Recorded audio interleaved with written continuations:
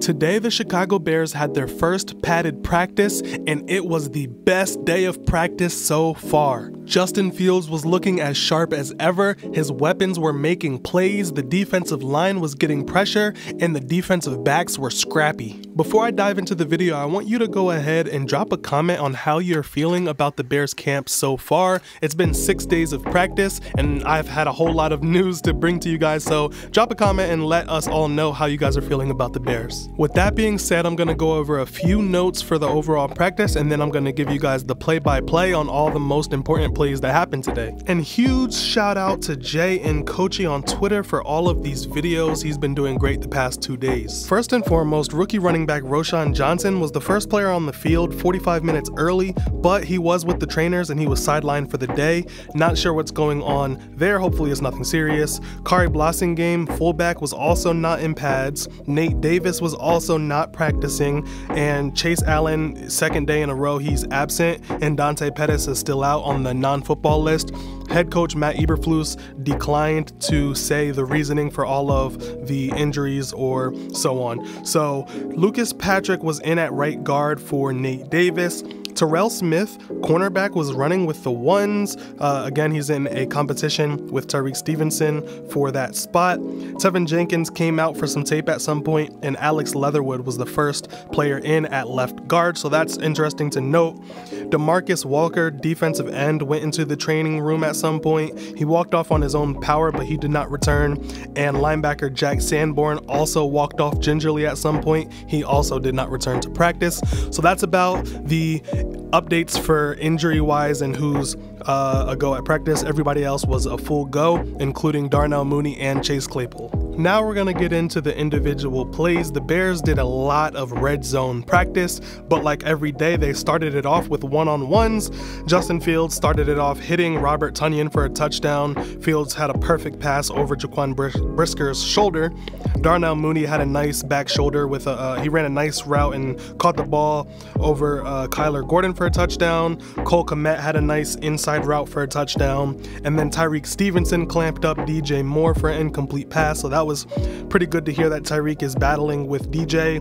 Chase Claypool had 2 monster catches in one-on-ones. I mean, he was mossing guys out there almost. Then Justin Fields hit DJ Moore with a nice toe tap touchdown, and you know, you really can't keep DJ Moore out of the end zone for too long. You might be able to get the best of him once or twice, but he's gonna find a way to score. And then Darnell Mooney had a great twisted adjustment for another touchdown. So Darnell Mooney is heating up, he's looking fully healthy. And then for the offensive line one-on-ones, the only 2 notes I have is that the entire starting offensive line won all of their reps today, and Doug Kramer won his rep versus Zach Pickens on a bull rush. This my first update on Doug Kramer, Bears draft pick last year, 3rd string center. So nice to hear he's doing pretty decent, but like I said, he's the 3rd string center as of right now. And that's about it for the one-on-ones. They moved on to 11 on 11s after that.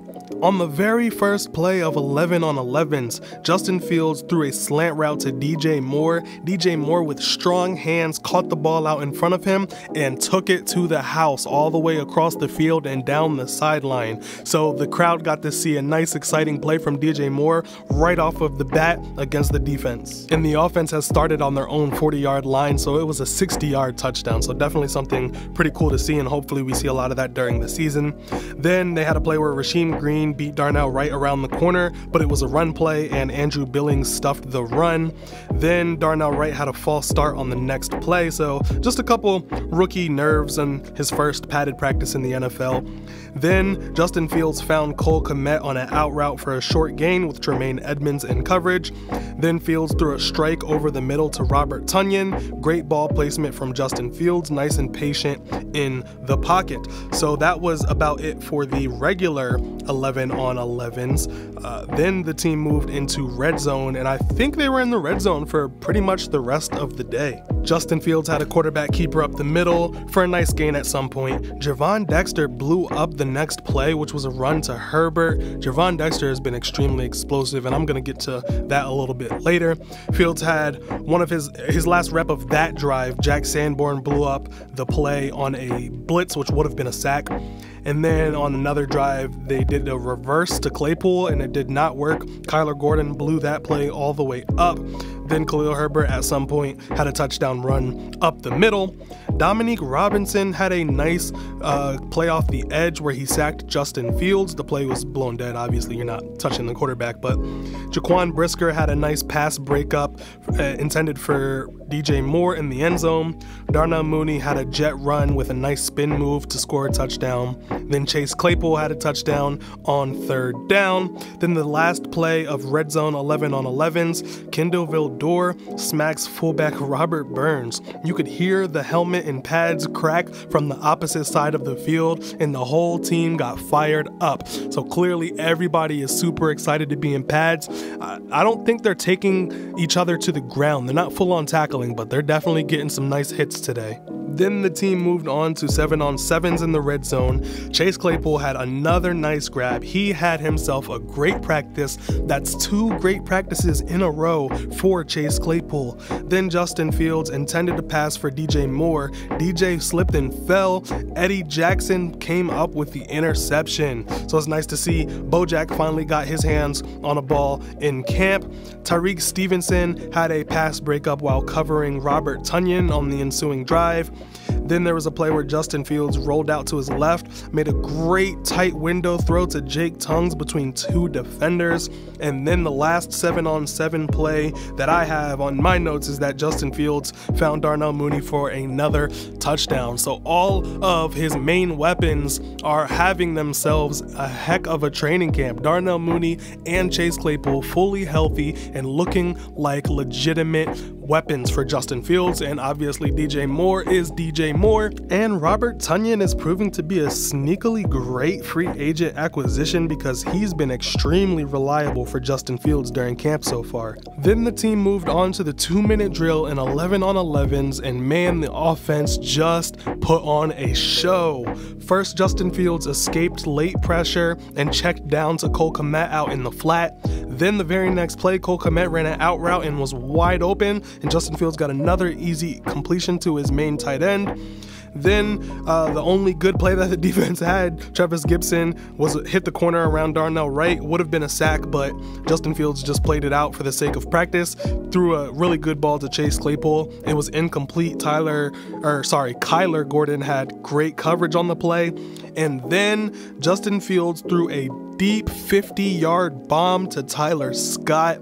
He looked like he had pressure on the play, and Justin was throwing into the wind, and the ball traveled 55 yards through the air. So obviously to the naked eye, it looks like it was an underthrow, but 55 yards against the wind on his back foot is not an easy throw whatsoever. And the bottom line is he got it to his wide receiver. He put it up there for Tyler Scott to make a play, and Tyler Scott made the play. So that was clearly the highlight of the day for the team. And then the very next play, Justin Fields scrambled out, found DJ Moore for the touchdown to cap off the 2-minute drill. That is what the fans are excited to see all season long. Justin Fields throwing deep bombs to his super speedy wide receivers and finishing off drives with reliable targets like DJ Moore, Robert Tonyan, Chase Claypool, and so on. Then to wrap up Bears practice for the day, the starting defense went up against the second team offense. Jaquan Brisker had an amazing leaping interception against PJ Walker, so Jaquan has been absolutely everywhere in practice. Kyler Gordon as well, he lit somebody up with a nice pop, really threw his body into him. Kyler Gordon is a physical guy, he loves hitting, so I know he's excited to be back in pads. Gervon Dexter blew through the middle of the line and had a would-be sack on PJ Walker. And the only other noteworthy thing was that Velus Jones dropped the pass on that drive, and he had 2 drops on the day. So overall, Justin Fields is looking like a potential elite NFL quarterback for this season. He's hitting his guys, he's putting the ball where only his guys can get it, he's throwing great passes, he's showing improved throwing motion, he has a better feel for the pocket. Overall, it's his second year in the same system, which is the first time he's in the same system for 2 consecutive years since he was was in college. And he has the best weaponry around him in his short NFL career. Guys like DJ Moore may be getting all of the national media attention, but Chase Claypool has put on a show 2 consecutive days. All of the reporters are saying Chase Claypool is the one who is standing out the most among all of the weapons. He's making contested catches, he's making catches in double coverage. I mean, he's definitely looking like the guy that Ryan Poles traded a second-round draft pick for. And then you add into the mix Darnell Mooney, who's seemingly fully healthy once again, and he's starting to light it up in camp. And then Robert Tonyan has been lighting it up since day 1 of camp. Cole Kmet is still having some really great catches. Overall, this offense is hitting on all cylinders as far as Justin Fields connecting with his wide receivers. Now, the run game was not there today, but that is more of a plus to the defensive line. Both rookie defensive tackles, Gervon Dexter and Zach Pickens, balled out today. Even head coach Matt Eberflus said he was impressed with both of them. Gervon Dexter is getting praise from his fellow teammates. Offensive linemen and defensive linemen are all saying they are super impressed with Gervon Dexter. He's getting into the backfield, he's getting pressure, he's blowing up the run. Andrew Billings is looking like a huge run stuffer on the D-line. So that was one of the biggest weaknesses for the Bears last year, was the defensive line, and so far in camp they look like a very formidable unit in the NFL. And I wouldn't be too worried about the secondary. Obviously the offense is making a lot of splash plays, but great offense is always going to beat good defense any day of the week. So guys like Jaquan Brisker and Kyler Gordon, they're still balling. Brisker had an interception, Gordon is blowing up plays in the backfield, he's getting tackles for losses. Eddie Jackson had an interception.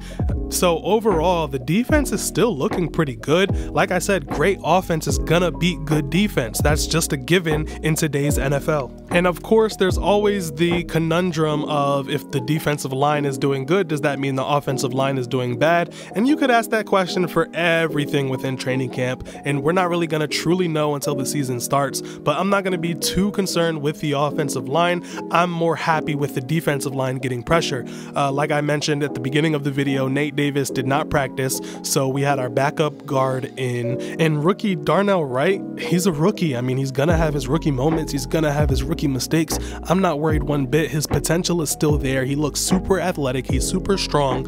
I'm not worried about the offensive line, just gonna have to wait and see how everything plays out. I'm super excited about the defensive line getting pressure, and at the end of the day, Justin Fields was looking elite no matter what, and he was still making plays. He was getting the ball in his playmakers' hands, and overall it was a great day in the office for Justin Fields in the offense and a great day of practice for the Chicago Bears. If you enjoy these type of videos I'm bringing you, if you enjoy the updates, feel free to drop a like, subscribe to stay updated. Tomorrow is a closed practice to the public, so I'm not going to be able to get a play-by-play for you guys as much as I have recently, but I will have some sort of a recap once we find out whatever information we can find out. Like I said earlier in the video, go ahead and drop a comment of how you feel about the Bears camp so far. I want to hear from you guys, and in the meantime, go ahead and click on one of my previous videos and I'll see you guys there.